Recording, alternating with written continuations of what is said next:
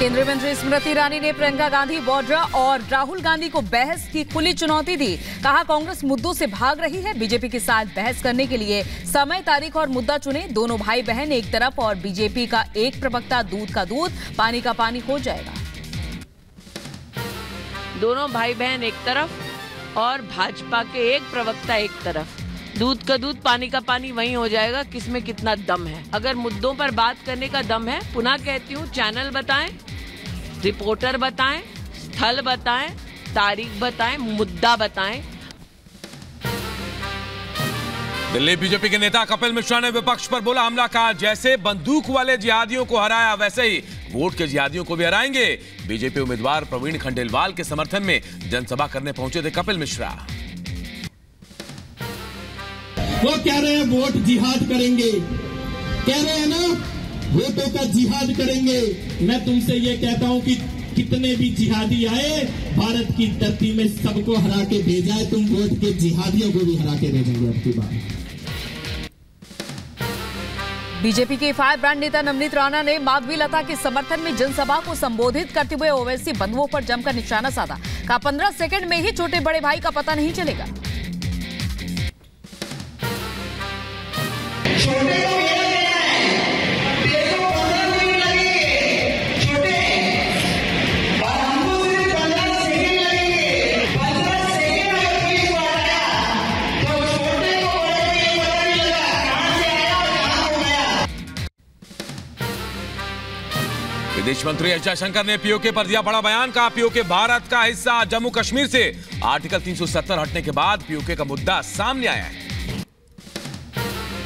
गुरुग्राम से कांग्रेस प्रत्याशी राज बब्बर पर बीजेपी का हमला। कहा, राज बब्बर को पता है उनका वोट बैंक कहां है और उनको कैसे खुश करना है। राज बब्बर ने की थी बामन खान की तारीफ। यूपी के शाहजहांपुर में सपा अध्यक्ष अखिलेश यादव ने बीजेपी पर कसा तंज। कहा, जिन युवाओं का पर्चा लीक हुआ वो करेंगे गर्मी शांत। जिस समय बहुजन समाज और जो आरक्षण का हक और सम्मान मांग रहे हैं जाग जाएंगे, उसी दिन भारतीय जनता पार्टी की गर्मी निकल जाएगी और ठंडे हो जाएंगे। आकाश आनंद को लेकर बसपा सुप्रीमो मायावती का सपा पर तंज। कहा, हम पर टिप्पणी करने की बजाय अपने उम्मीदवारों पर ध्यान दें। विक्रमादित्य सिंह आज दाखिल करेंगे अपना नामांकन। मंडी सीट से कांग्रेस उम्मीदवार विक्रमादित्य नामांकन के बाद करेंगे रैली। गृह मंत्री अमित शाह आज तेलंगाना में करेंगे चुनावी प्रचार। सुबह 10:30 बजे तेलंगाना के भूंगीर में जनसभा को संबोधित करेंगे। भूंगीर लोकसभा क्षेत्र से बीजेपी उम्मीदवार बुरा नरसैया गौड़ के समर्थन में वोट की अपील करेंगे। बीजेपी अध्यक्ष जेपी नड्डा आज यूपी की राजधानी लखनऊ में चौथे और 5वें चरण की तैयारियों की समीक्षा करेंगे। वहीं चित्रकूट और फतेहपुर में चुनावी जनसभा को संबोधित करेंगे। दोपहर 12:30 बजे चित्रकूट में, तो वहीं दोपहर 2:30 बजे फतेहपुर के रामलीला मैदान में बीजेपी प्रत्याशी के समर्थन में वोट अपील करेंगे नड्डा। मुख्यमंत्री योगी आदित्यनाथ आज यूपी के 2 जिलों में चुनावी जनसभा को संबोधित करेंगे। जहां दोपहर 12:30 बजे लखीमपुर में आयोजित खीरी लोकसभा की जनसभा को संबोधित करेंगे, तो वहीं धौरहरा सीट पर बीजेपी प्रत्याशी के समर्थन में वोट की अपील करेंगे। दोपहर 3 बजे सीतापुर में जनसभा को संबोधित करेंगे। इंडियन ओवरसीज कांग्रेस के चेयरमैन सैम पित्रोदा पर विवादित बयान देना उनका भारी पड़ गया है। पूर्वोत्तर के लोगों ने को लेकर नस्लीय टिप्पणी के बाद एक्शन हुआ है। इंडियन ओवरसीज कांग्रेस चेयरमैन पद से खुद इस्तीफा दिया। उनका इस्तीफा स्वीकार भी कर लिया गया है।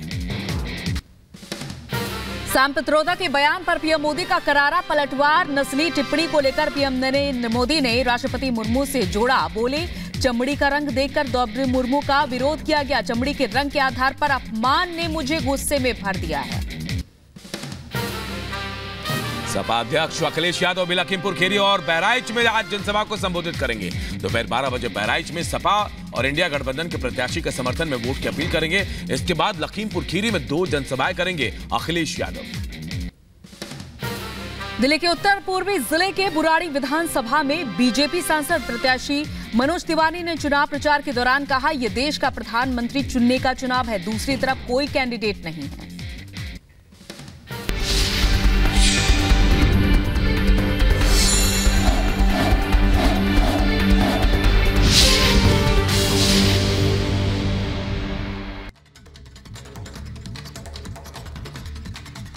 और देखिए जैसे जैसे चुनाव अगले चरण की तरफ बढ़ रहा है वैसे वैसे सियासी बयानबाजी भी तेज हो रही है। यूपी की जनता किसकी गर्मी उतारेगी और कहां का तापमान बढ़ाएगी, ये तो 4 जून को तय होगा। इस पर देखिए हमारी एक खास रिपोर्ट।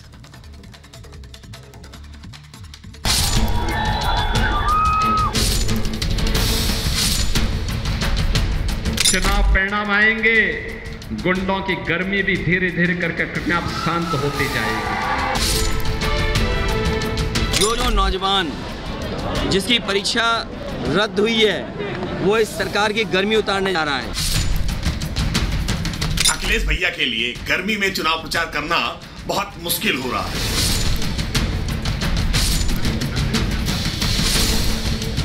लोकसभा चुनाव के 3 चरण की लड़ाई खत्म हो चुकी है और अब इलेक्शन के 4 चरण बाकी हैं। लेकिन जैसे जैसे चुनाव आगे बढ़ रहा है वैसे वैसे सियासी बयानबाजी भी परवान चढ़ रही है। खास तौर पर यूपी की सियासत का तापमान बहुत हाई है।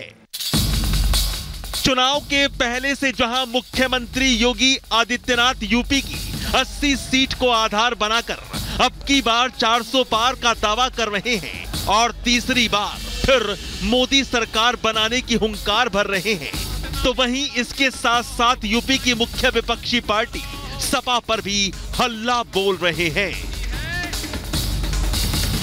एक चुनावी रैली के दौरान सीएम योगी ने समाजवादी पार्टी पर निशाना साधते हुए कहा था कि चुनाव के दौरान गुंडों के अंदर गर्मी बढ़ जाती है। मुख्यमंत्री योगी ने कहा था कि 4 जून को इलेक्शन का रिजल्ट आने के बाद गुंडों की ये गर्मी उतर जाएगी, सब गुंडे शांत पड़ जाएंगे। अभी भी कभी कभी मुझे लगता है कि कानून का राज स्थापित करने के बाद भी जब चुनाव आते हैं तो इन गुंडों की गर्मी चढ़ने लगती है। चुनाव परिणाम आएंगे, गुंडों की गर्मी भी धीरे धीरे करके अपने आप शांत होती जाएगी। यानी मुख्यमंत्री योगी का इशारा साफ है कि 4 जून को तीसरी बार फिर मोदी सरकार, और जिन गुंडों पर गर्मी चढ़ी है वो खुद ब खुद शांत पड़ जाएगी। लेकिन मुख्यमंत्री योगी का सपा पर निशाना अखिलेश यादव को चुभ गया। चुनाव के बीच एक बार फिर सियासी गर्मी बढ़ गई और अखिलेश ने भी योगी के बयान पर पलटवार कर दिया।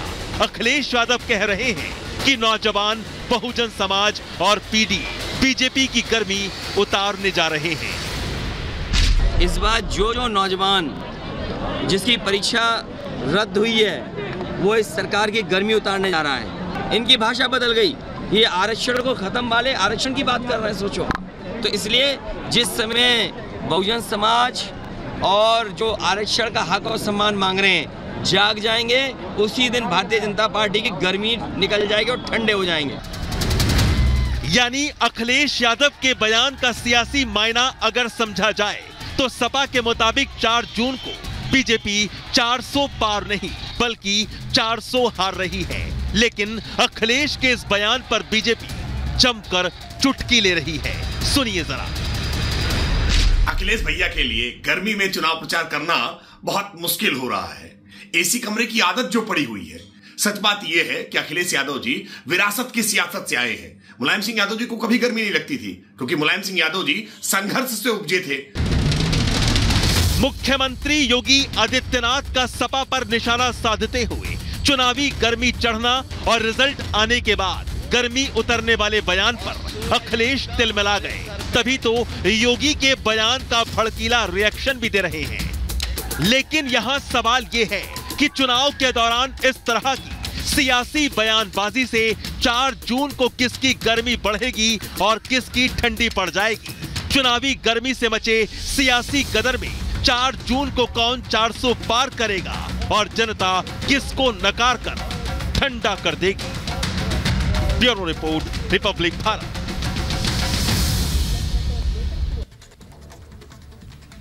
और आपके आसपास जो भी शख्स मौजूद है उसके दिमाग में क्या चल रहा है ये आप नहीं बता सकते। दरअसल मध्य प्रदेश की जबलपुर से एक ऐसा ही हैरान कर देने वाला मामला सामने आया है जहां एक शख्स मंदिर में हाथ जोड़ने गया, लेकिन उसके बाद हाथ जोड़ते हुए उसने दनादन बमों की बरसात शुरू कर दी। देखिए रिपोर्ट।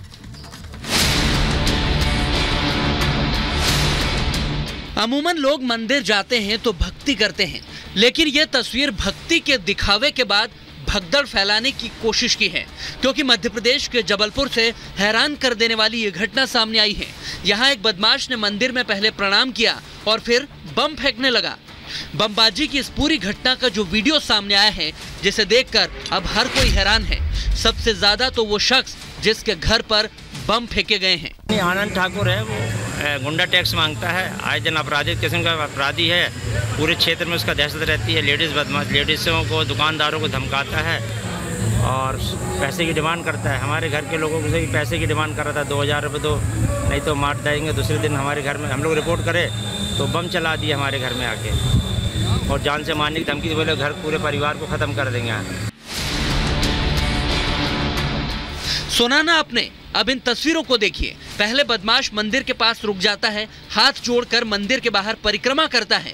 कुछ दूर चलने के बाद वो एक घर के बाहर रुकता है और बदमाश उस घर पर 2 बम फेंक देता है। गनीमत रही कि उसमें से एक ही बम फटता है। वारदात को अंजाम देने के बाद आरोपी वहां से तुरंत फरार हो जाता है। दिन दहाड़े बम कांड के बाद लोगों में दहशत का माहौल है। रंगदारी और धमकाने के आरोप और बम फेंकने के केस में अब जबलपुर पुलिस रिपोर्ट दर्ज कर आरोपी को ढूंढने में लगी है। संबंधित वीडियो थाना खमापुर के बरऊ मोहल्ला से संबंधित है और आरोपी को भी चिन्हित कर लिया गया है। उसका नाम आनंद ठाकुर है और उसके खिलाफ 336 भारतीय दंड विधान और 3-5 विस्फोटक अधिनियम के तहत मामला दर्ज कर लिया गया है और जल्द ही उसको गिरफ्तार कर इसमें चालानी कार्रवाई की जाएगी। बम तो फेंक दिया, अब आरोपी पुलिस की पकड़ में आएगा तो सजा पाएगा। जमकर कुटाई हो सकती है वो अलग। Bureau report, Republic Bharat. और अब बात एक हैरान कर देने वाले वीडियो की। यह वीडियो आया तुर्की के इस्तांबुल से, जहां एक विमान की इमरजेंसी लैंडिंग करानी पड़ी और गनीमत यह रही कि यहां पैसेंजर नहीं थे, क्योंकि विमान कार्गो प्लेन था। रिपोर्ट आपको दिखाते हैं। जरा सोचिए कि आप एरोप्लेन में बैठे हैं, मंजिल के बहुत करीब हैं, लैंडिंग होने वाली है और अचानक टचडाउन करते ही पहिए ही नहीं, प्लेन का मुंह भी हवाई पट्टी से चिपक जाए। भगवान ना करे ऐसा किसी के साथ हो, लेकिन हुआ है तुर्की में।